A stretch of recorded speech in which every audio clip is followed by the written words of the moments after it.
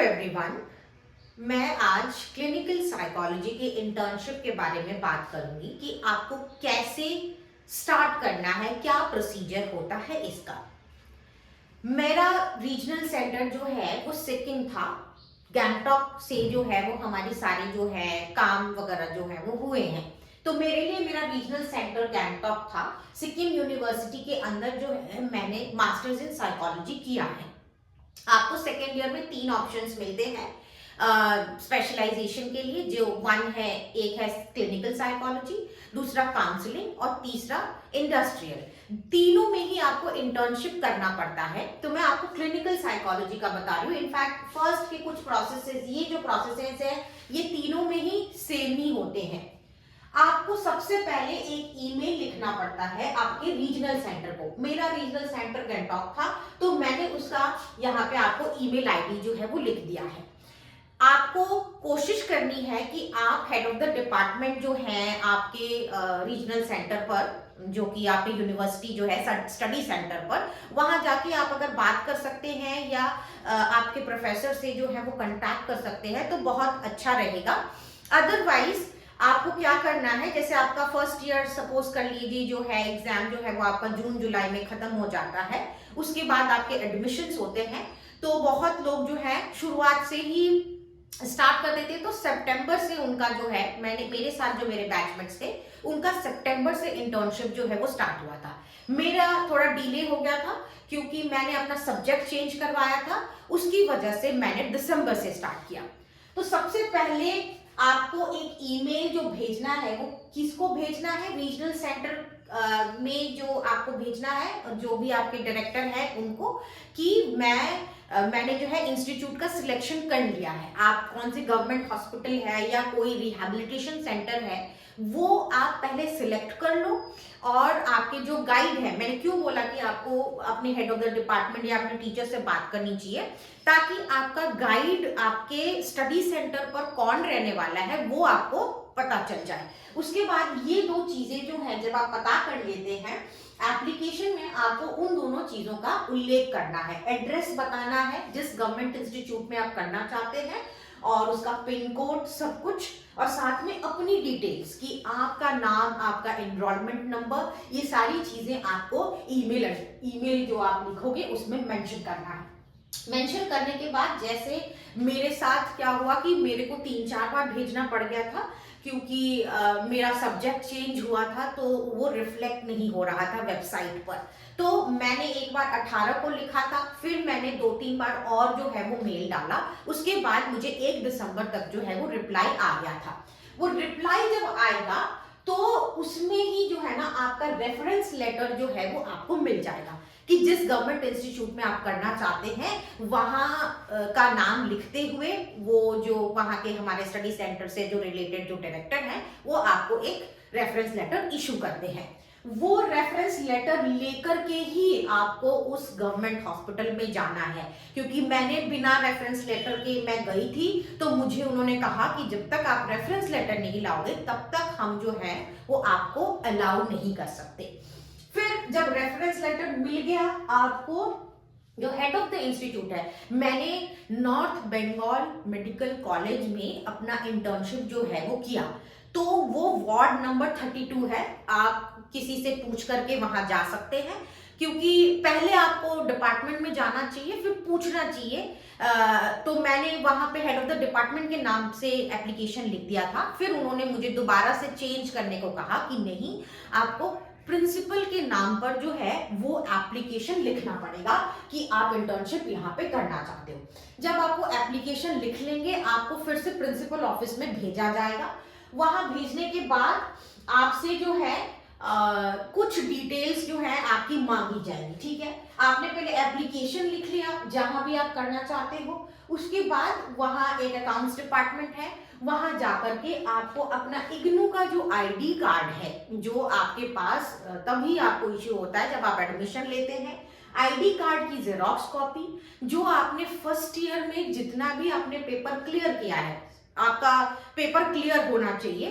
तो second year में admission हो जाना चाहिए, तो वो रिजल्ट जो है आपका आधा अधूरा जितना भी रिजल्ट है वो आपको ग्रेड कार्ड या फिर जो भी इवैल्यूएशन वाला जो मार्कशीट रहता है वो आपको प्रिंट आउट करा के उनके पास ले जाना है, और साथ में अपना आधार कार्ड भी जो है वो मांगते हैं। तो ये 3-4 डॉक्यूमेंट लेकर के आपको जाना है।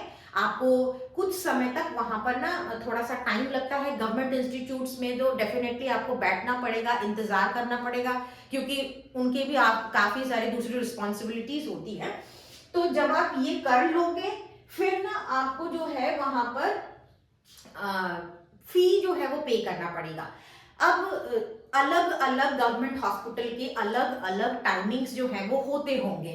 अब जैसे कहीं कहीं पर 6 घंटे या कहीं कहीं पर मैंने देखा है 8 घंटे भी जो लोग हैं वो इंटर्नशिप के लिए जो है वो जाते हैं। अब जैसे मैं जहाँ पे गई थी वहाँ नॉर्थ बंगाल में, वहाँ पे 4 घंटा हो रहा था, तो 10 बजे से 2 बजे तक जो है जनरली टाइमिंग रहता था, या कभी कभी 10:30 से 2:30 या 3 ऐसा रहता था। तो उस हिसाब से ना आपको थोड़ा सा लंबा समय लगेगा, ठीक है। तो जैसे जिन लोगों का 8 घंटे रहता है तो उनके 240 आवर्स जो है वो जल्दी कंप्लीट हो जाते हैं, पर अगर आप 4 घंटे के हिसाब से कर रहे हो तो थोड़ा सा टाइम लग सकता है। आप उसी हिसाब से अपना सिलेक्शन जो है वो कर सकते हो कि आपको कौन से इंस्टीट्यूट में करना है। तो मैंने एक प्राइवेट काउंसलर जो थी उनको भी कांटेक्ट किया था, तो उनका था कि हफ्ते में 2-4 दिन जो है वो करवाते थे, जिसकी वजह से 6 महीना जो है वो इंटर्नशिप चला था उन लोगों का, क्योंकि उनका वीक में 2 दिन ही होता था।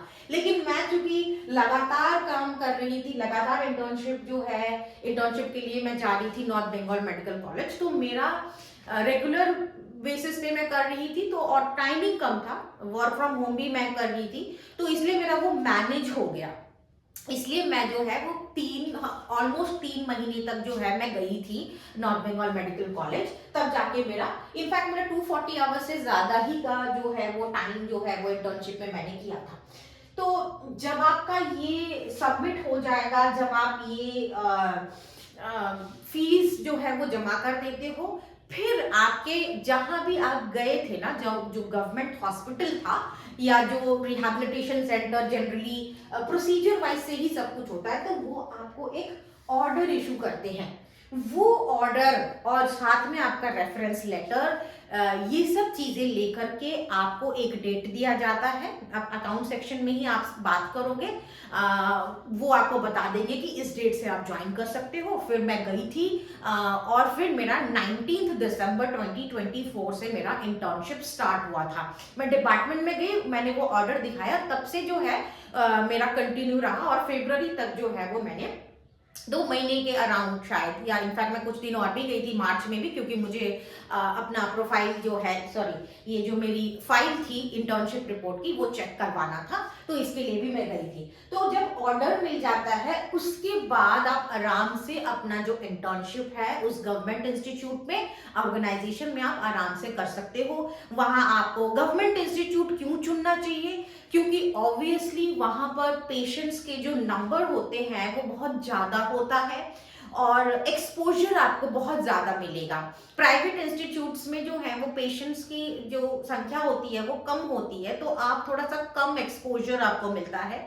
गवर्नमेंट हॉस्पिटल में हर तरीके के पेशेंट आते हैं, ऑटिज्म, एंजाइटी, इनफैक्ट फोर्स के लोग भी आते हैं, तो जिसकी वजह से आप बहुत अच्छा सीख पाते हैं गवर्नमेंट इंस्टीट्यूट में। और मेरा एक्सपीरियंस काफी अच्छा रहा, क्योंकि मुझे सबसे अच्छी चीज जो लगी वहां पर वो यही था कि नंबर ऑफ पेशेंट्स बहुत ज्यादा थे, और साथ में क्या होता है कि क्लिनिकल साइकोलॉजी में पेशेंट्स की जो है वो काउंसलिंग के साथ साथ उनके कुछ टेस्ट वगैरह भी होते हैं, साइकोलॉजिकल टेस्ट होते हैं, वो भी हम लोगों को जो है, क्योंकि हम डिस्टेंस के स्टूडेंट हैं, तो हमें बहुत सारी चीजें हमारे पास नहीं थी, तो वहां से हमने जब उनसे रिक्वेस्ट किया तो हमें वो प्रोवाइड की गई थी। और वो चूंकि हॉस्पिटल है तो वहां पे साइकेट्री डिपार्टमेंट है, जिसमें कि मेडिसिन भी जो है वो दिए जाते हैं। तो कुछ टाइम तक जो है वो मैं डॉक्टरों के साथ भी जो है वो बैठी थी, ऑब्जर्व कर रही थी पेशेंट्स को।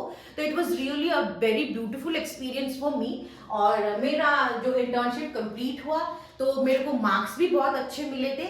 मैं आपको अपनी पूरी इंटर्नशिप के जितने भी मेरे जो केसेस थे उसके बारे में भी डिटेल्स जो है वो आगे के वीडियो में बताती रहूंगी। Thank you.